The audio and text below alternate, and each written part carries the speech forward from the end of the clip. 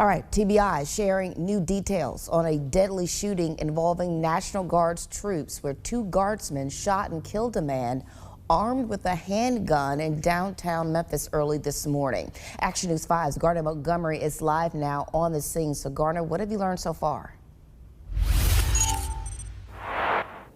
TBI shared this afternoon that 20-year-old Tyron Johnson was that armed suspect who was shot and killed here at 4 o'clock this morning on Union Avenue, just past the IDB Wells intersection over here by AutoZone Park. Now, TBI says they're now investigating the circumstances that led to this shooting at the request of District Attorney Steve Mulroy.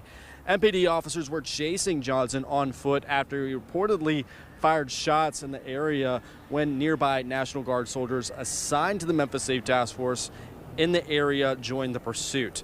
According to TBI, the situation escalated for reasons that they are now investigating, resulting in two National Guard soldiers firing at Johnson, killing him. MPD did share a little bit more info, saying the suspect turned towards the guardsman with his handgun during that incident. No law enforcement officers were hurt. I talked with a nearby resident who heard about the shooting this morning and was shocked to hear about the National Guard's involvement.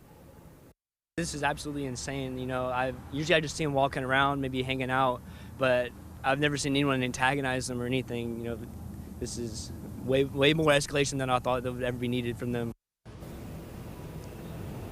This is the third TBI investigation into a fatal incident involving the Memphis Safe Task Force since October, but this is the first one involving the actual National Guard. We will keep you updated on this story as we learn more about what led to this incident and this ongoing investigation by TBI. Reporting live in downtown Memphis, Garner Montgomery, Action News 5.